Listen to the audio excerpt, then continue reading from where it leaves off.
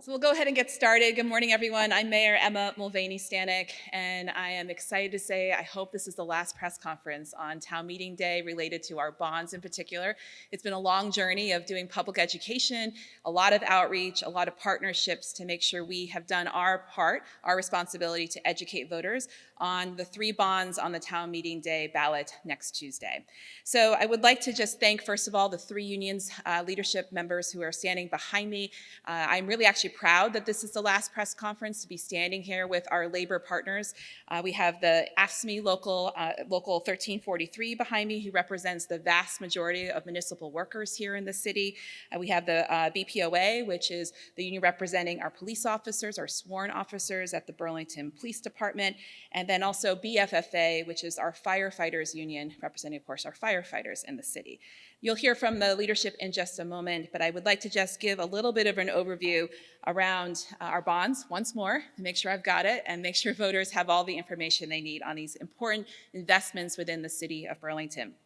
I also just want to really start with the framing of this particular press conference to note how important it is to really hear from the rank and file employees of the city, because they, day in and day out, actually work with the infrastructure, the failing infrastructure, the almost failing infrastructure every day, and their perspectives are really vital in terms of rounding out this conversation, but pointing out where we really need to do better, give them the tools and the resources needed to do the city services to make sure the city is advancing.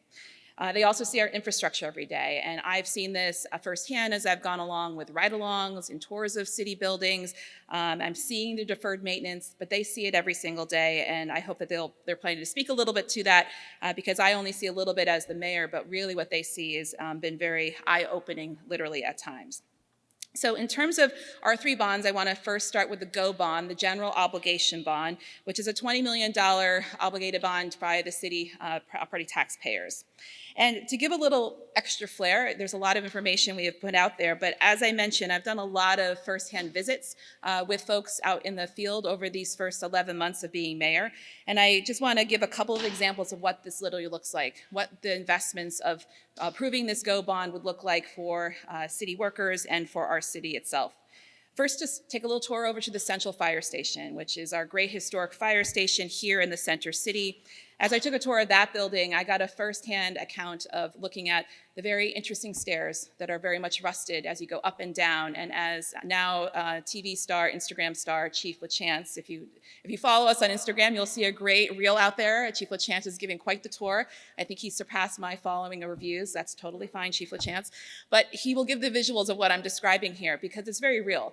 As he describes the salt, the continued wear and tear of a building that's nearly 100 years old, supporting firefighters responding to critical needs in the city, does some real wear and tear on the city infrastructure for those stairs. So they're rusted out and need replacement.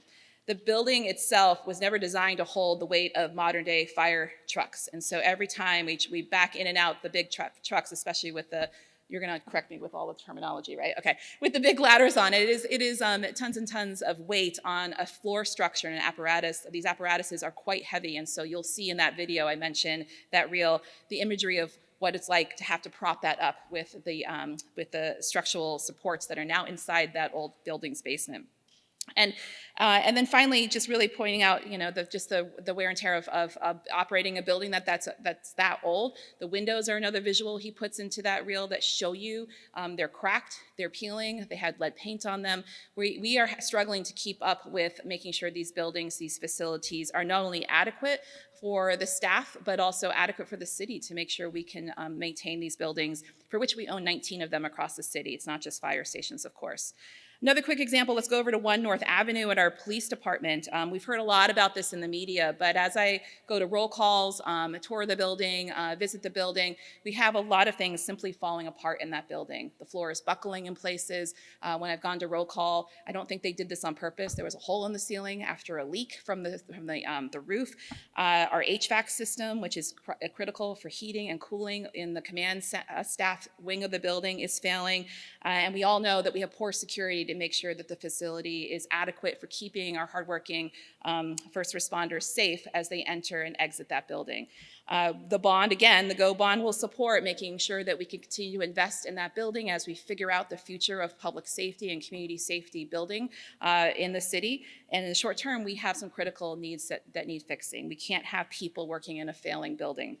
I also just want to take a little moment to again appreciate the Queen City Foundation and the Pomelo family for making sure we can do a little bit more immediately, especially on the security of that building with a fence, and you'll hear more about that at a March City Council meeting coming up. Over to fleet, because that's a critical part of the GO bond as well. We have a lot of fleet replacement needed. 30% of our entire fleet needs replacement at this point, and almost half of that is just for public safety vehicles. I'm looking at Ashley to make sure she's keeping me honest over here. She's nodding, it's great. We spent a lot of quality time together, so I should have this memorized.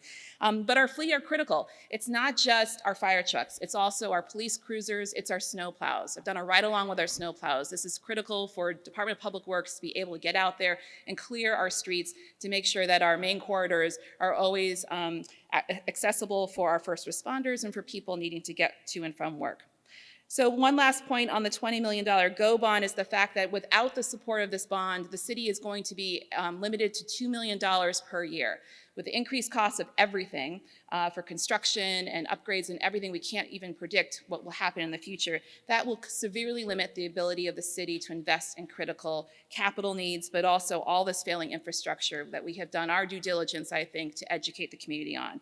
So again, we ask for the support I asked for the support of voters, and look at our website for more information on the GO bond, including a very cool interactive map that shows you exactly where other investments will be in terms of sidewalks and streets and all the other things I didn't even cover in this brief overview.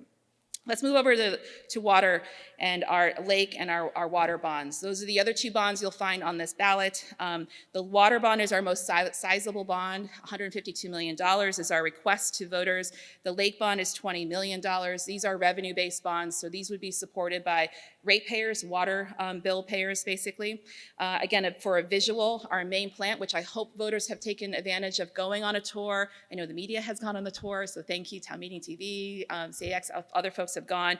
There's a lot of visuals that really paint this picture about this particular critical piece of our infrastructure. While we have 3 wastewater treatment plants, the main plant on the lake really is in need of significant upgrades. And if we're going to meet our housing goals, our climate goals, this is a particular huge piece of the puzzle.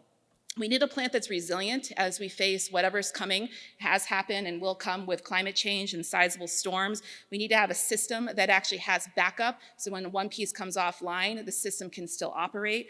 We're not there right now, and as you take the tour, you'll see where there's not duplication in the system that is very problematic for making sure we can weather literal storms when they come through. We also need to make sure we have the infrastructure to be able to plug in more housing units. We all know in this state that we have a housing emergency, and for Burlington to do its part to bring more housing units online, wherever it might be in the city, especially in the south end though, we need more capacity at that plant. We're pretty much up against our capacity at this moment with what we have now in terms of housing stock, and we need this critical investment to expand our capacity to grow the vibrancy of the city, but also the ability to have more housing to address the affordability, the availability of housing overall. The tertiary treatment piece in particular is going to be critical for our climate goal as well. So not only weathering massive storms, but making sure we do our part, more than our part, around the phosphorus that goes into Lake Champlain. We want to do not only our part, but really show the way of how we can all collectively work on our infrastructure for wastewater treatment plants in this state to take more phosphorus out of the lake. We need a healthy lake. People need access to beaches and water. It's a cooling mechanism. It's a public health issue. It's just frankly the right thing to do. And this investment in the lake bond, I said it wrong the first time, the lake bond for $152 million is going to be critical, again, for those housing and climate goals. Finally, on the water bond, which is the $20 million bond, this is a large focus on our water system, our drinking water system. We have a reservoir that sits at the top of the hill that hasn't been upgraded for 40 years. This reservoir is essential for our entire water system. We have about a 24-hour water supply in that system, but the building itself, the infrastructure there is also cracking and failing. This supports the only Trauma 1 medical center in the region, and also the hill and all the folks who need the water system up in that part of the city. So it's time to invest and make sure that this infrastructure is able to support the city's needs as well. And then finally, I just want to mention briefly on affordability. This continues to come up because it is a critical lens for which I look at everything, and I ask the city to look at everything when we look for investments in our infrastructure and what we ask of taxpayers and ratepayers. For the water and lake bonds in particular, I want to remind people we have an existing bill discount program for folks who are low income, and we're looking to expand this in order to support folks being able to anticipate the possible rate increases that will be related to supporting these bonds. We expect up to, and I emphasize up to, an 89% rate increase for folks over the next 5 years. That would put Burlington in the, generally in line with other cities and towns who have higher rates in general for water bills for municipal and private water systems. I just want to give that context. But we know we need to do more to make sure these rates are affordable going forward for more folks, not just the lowest of low income people. We also have a sewer lateral inspection rebate program for property owners, in case you didn't know. We also have a stormwater rebate system for folks doing more on their properties to do stormwater investments locally on their properties. And finally, we're continually looking for other funding mechanisms through the state and other options. And we've met with state leadership. I'm encouraged by the governor showing that he understands that infrastructure investments are needed with state support to really meet these housing goals. $9 million is what he's put on the table. We need more as a state in order to do that, but we're on our way with that conversation. And then finally, in terms of affordability with the GO bond, which is supported by property taxpayers, we have looked deeply at our bonding capacity as a city to make sure that we are timing this right with our obligation to build our high school, and we will have that capacity in the coming years. We also purposely did not put a general rate tax increase on this ballot. I want to repeat that. It's very important that people know we worked hard to make sure that we were not asking for an additional general rate tax increase this next fiscal year to keep everything affordable as much as we can in this city. That's hopefully relief to taxpayers as we continue to move this city towards right-sizing our operating budget and continuing to make sure that tax rates don't price people out of the city. I've also convened a tax fairness working group who's working on longer term solutions of looking at how we can continue to make this city more affordable and make it fairer for how people pay taxes to raise the revenue that we need to run the city. And finally, let's all be real. We know that if you own a house, if you own any sort of sizable investment or asset, you need to keep up with the operating expenses. So investing now in all three of these bonds avoids the added expense, the big expense of an emergency situation. If something were to really come offline quickly and need emergency repair, that's always significantly more costly to the city, which is essentially passed on to taxpayers. And so with that, enough from the mayor. We're going to hear from my colleagues here who've come today to help give a little bit more context of what they see in terms of the needs for the city. And I, again, really appreciate their participation today. So first up, we're going to hear from the chapter chair of AFSCME Local 1343, Scott Phillips. Thank you, Mayor. Good morning. I'm here on behalf of AFSCME union members in support of their hard work, dedication, and in support of the bond vote that Burlingtonians will be facing on Tuesday. The water bond will provide upgrades to the reservoir and its associated pumps to continue distributing clean drinking water to the hill section and UVM, and these systems are always under constant maintenance. The lake bond will furnish much needed upgrades to our main wastewater treatment plant, where the team works diligently to maintain and repair pumps and other attributes to the facility. It's a facility that hasn't seen significant upgrades in decades. The GO bond is going to help replace deferred vehicles in our fleet. That will help alleviate the workload on our equipment maintenance team, who sees some of our vehicles on a regular basis and increase costs for repairs on aging vehicles. It's going to also help install new sidewalks, repave roads that our crews are constantly maintaining and repairing. And these bonds are important to keep AFSCME members performing their duties at a higher level and maintaining the level of service that the community deserves well into the future. We'd like to thank the mayor and her team for including us in this important work. For decades, AFSCME members have partnered with the city to overcome challenges and will continue to do so in the future. Thank you. Oh, Scott gets applause, but the mayor doesn't get applause. Okay, all right, that's okay, that's okay. Next up, we're going to hear from the president of the BPOA, Joe Corrow. Good morning, everyone. My name is Joe Corrow. I'm proud to serve as the president of BPOA FOP Lodge 21. This morning, I just want to highlight an issue that directly affects public safety, the well-being of our officers, and ultimately the security of our entire community, investing in the infrastructure that supports our police department. As outlined in the city's capital planning proposal, the GO bond includes funding for critical improvements to the facilities and equipment our officers rely on every day. These aren't luxury projects or optional upgrades. They are essential investments in safety, efficiency, and long-term sustainability. One of the most immediate needs is the replacement of aging police cruisers. Right now, 30% of the city's fleet is overdue for replacement, and nearly half of those vehicles are directly tied to public safety. These cruisers are more than just cars. They are mobile offices, transport units, and most importantly, lifelines in an emergency. When someone calls for help, response time matters, and our officers need reliable vehicles to get there without delay. Investing in new cruisers ensures that when you need help, an officer can reach you quickly, safely, and without mechanical failure standing in the way. Beyond fleet replacement, this bond also supports $800,000 in locker room renovations to address health and safety concerns. Officers start and end every shift in these spaces, and it's time they meet modern standards. These updates will provide a cleaner, safer environment for those who put their lives on the line every single day. Another key investment is a $300,000 expansion of the dispatch area. Our dispatchers are the first voice you hear during an emergency. Their ability to coordinate a swift response is critical. A modernized and expanded space will improve efficiency, ensuring help gets there when it's needed fast enough. Additionally, HVAC upgrades and net zero energy retrofits will improve air quality and working conditions inside our department. The reality is our current building is in poor shape. The outdated HVAC system and other issues have created an environment that raises serious concerns for the health and well-being of our officers, as well as our professional staff. We cannot ignore the potential long-term effects of working in a space with poor ventilation and persistent maintenance problems. A modernized system will not only make the building more efficient, but will also ensure that our officers are working in a safe and healthy environment, something that should be a basic standard, not an afterthought. Finally, this plan addresses much-needed repairs and upgrades at 1 North Avenue. By taking action now, we can prevent costly emergency fixes down the road and ensure our police headquarters remains a reliable and effective space for years to come. These investments are about more than just buildings and vehicles.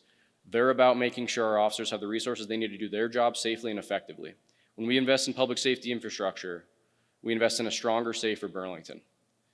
That's why I encourage the community to support this GO bond and vote yes. This is an opportunity to make real, lasting improvements, not just for the police department, but for the entire city. Your support will help ensure our officers have the facilities and equipment they need to protect and serve Burlington to the best of their ability. I appreciate your time this morning, and I encourage everyone to learn more about the GO bond. Thank you for your continued support of public safety and of the officers of the Burlington Police Department who dedicate their lives to keeping our community safe.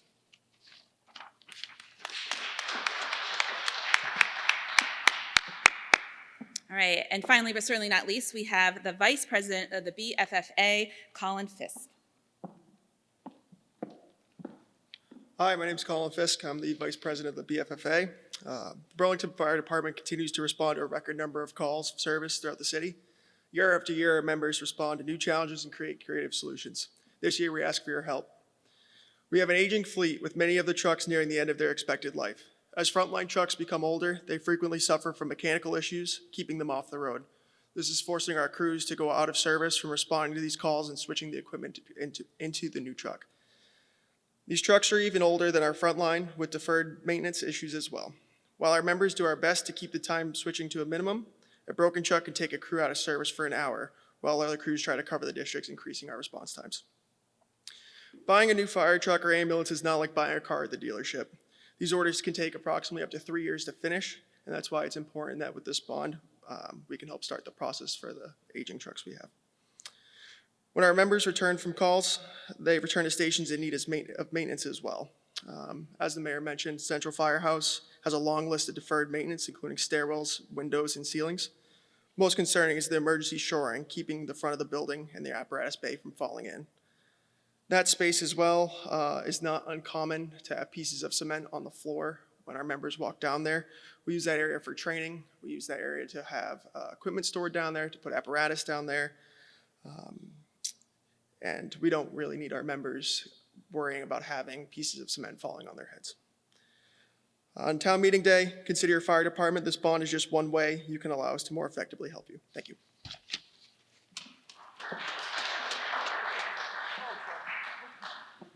All right, thanks, Colin.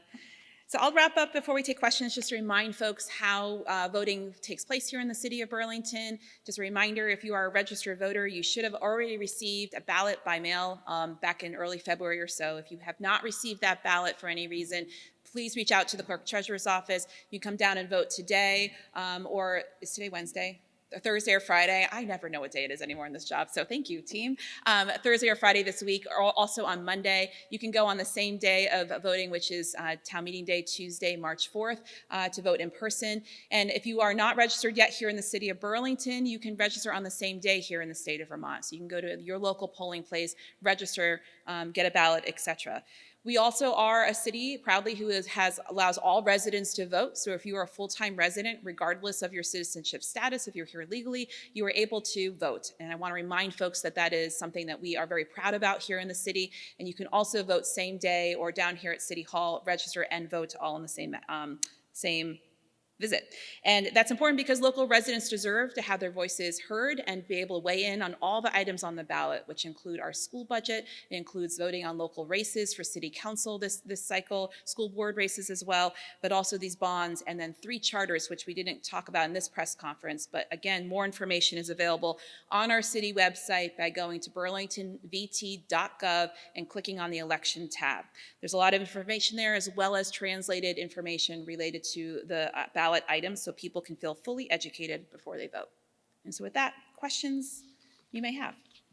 Still, I feel like you all can probably do the press conference at this point too in terms of the bonds, but any questions for myself or anyone who's behind me?